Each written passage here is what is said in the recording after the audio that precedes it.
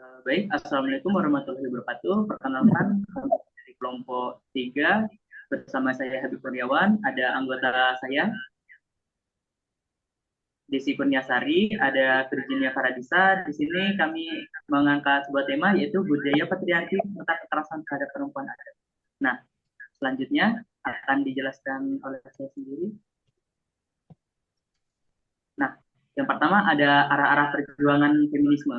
Nah, arah perjuangan feminisme sendiri yang pertama ada eh, perjuangan kesetaraan gender dan pekerjaan dan ekonomi. Nah, di sini adalah perempuan, yaitu perempuan memperjuangkan hak-haknya di tempat kerja termasuk seperti kesetaraan gaji, kesempatan karir, dan lingkungan kerja yang bebas dari diskriminasi, yaitu diperjuangkan oleh para buruh untuk memperjuangkan hak-hak yang mereka di tempat kerja. Nah, selanjutnya ada kesehatan dan reproduksi dan seksualitas. Nah, di sini perempuan memperjuangkan akses terhadap informasi dan layanan kesehatan reproduksi yang aman serta terjangkau. Di sini mereka memperjuangkan hak dalam memperoleh informasi, layanan serta kesehatan terkait dengan reproduksi. Nah, yang selanjutnya ada penghapusan kekerasan berbasis gender. Nah, feminisme di Indonesia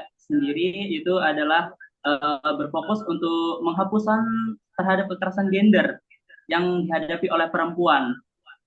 Ini diimplementasikan dengan cara terkait pengambilan keputusan serta terkait dengan undang-undang yang membahas tentang feminisme, masukkan feminisme di dalam undang-undang tersebut agar terciptanya sebuah sebuah undang-undang yang dapat menghapus kekerasan gender. Selanjutnya, Indonesia juga memperjuangkan keterwakilan perempuan di ranah bidang politik dan kepemimpinan.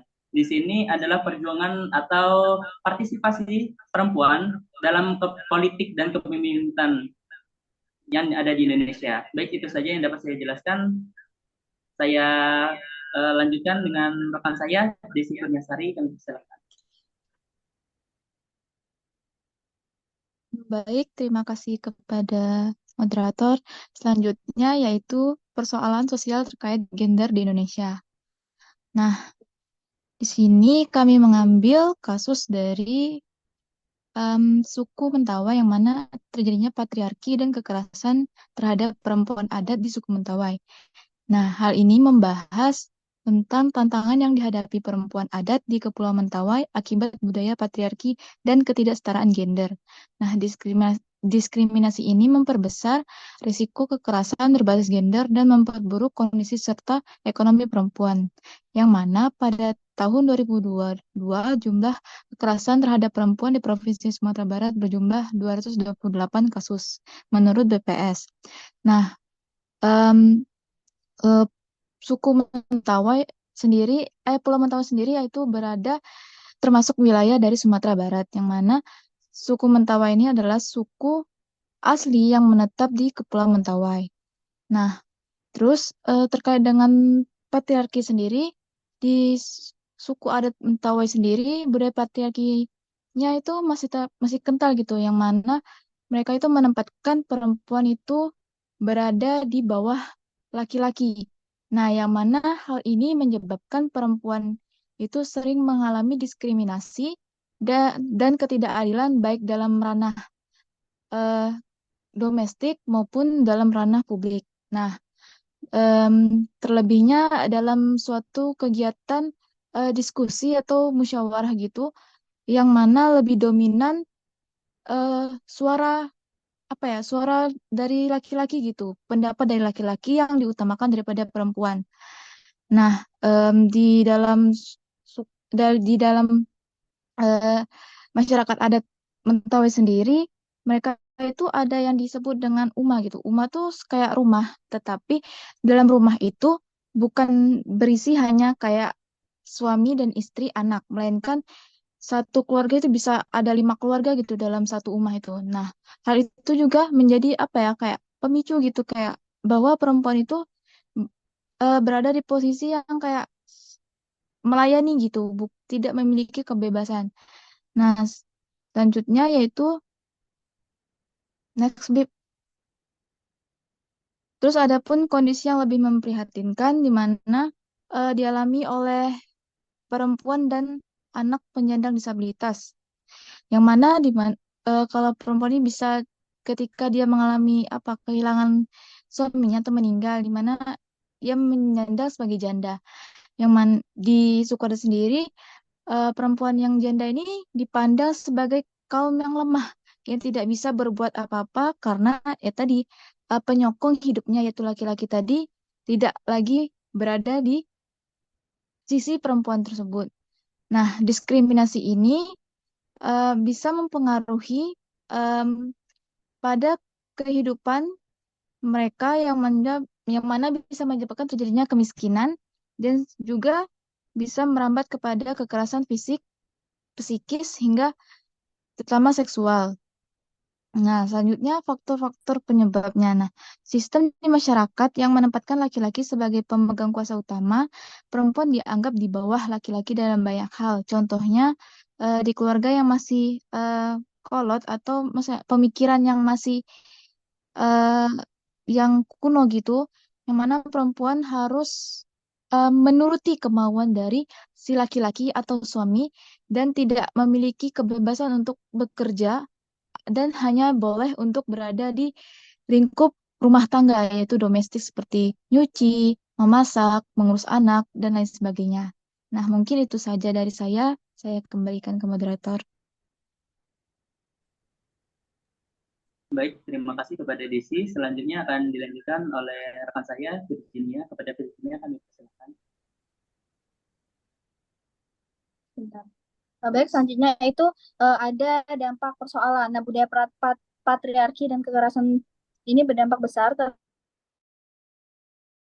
dalam pengambilan keputusan dan rentan terhadap kekerasan berbasis gender. Seperti pertama ada kekerasan fisik yang ini bisa saja dipukul, ditendang, disakiti badannya atau lain sebagainya.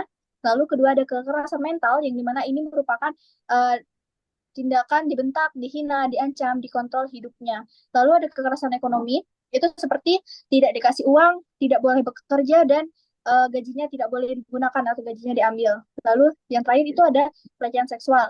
Ini biasanya paling minim itu terjadi adalah dari catcalling sampai dengan pemerkosaan. Nah, lalu selanjutnya, next slide. Nah, lalu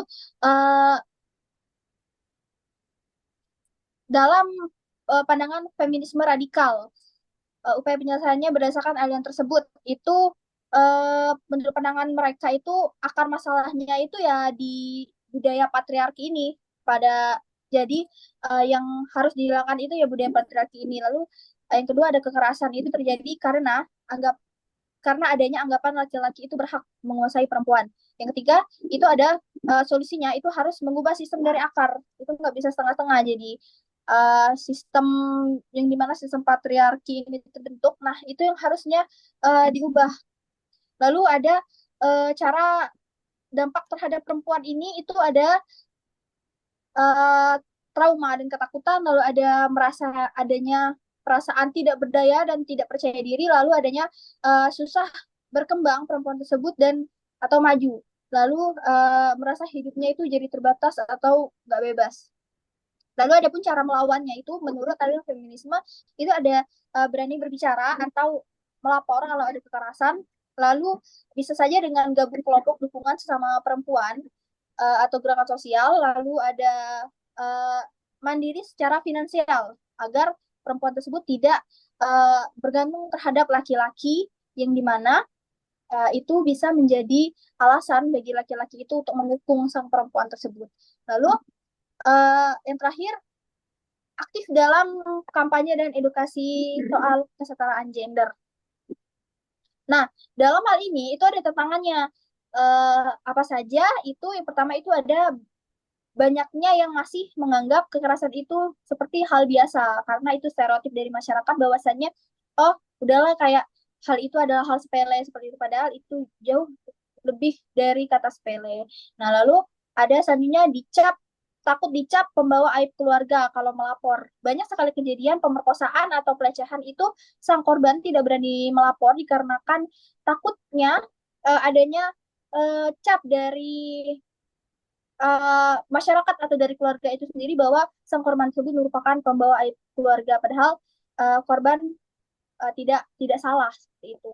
Nah, lalu uh, di Indonesia itu sendiri itu karena sistem hukumnya tidak berpihak kepada korban seperti yang kita ketahui bahwa uh, banyak ada yang bilang hukum di Indonesia itu tumpul ke bawah tajam ke atas gitu. Lalu yang terakhir itu masih banyaknya yang bergantung ekonominya sama pelaku seperti yang saya jelaskan tadi bahwa perempuan itu harus mandiri secara finansial, secara ekonomi, jadi tidak bergantung kepada laki-laki yang menganggap bahwa perempuan itu di bawah kekuasaannya.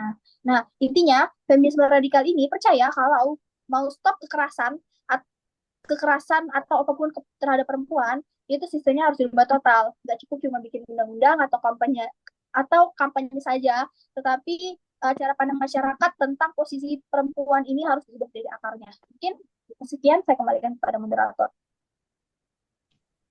Baik, terima kasih kepada Virginia. Kesimpulannya secara singkat, jadi aliran ini akar masalahnya pertama dari budaya patriarki yang menyebabkan terjadinya anggapan bahwa perempuan itu adalah di bawah laki-laki atas penguasaan dari laki-laki tersebut.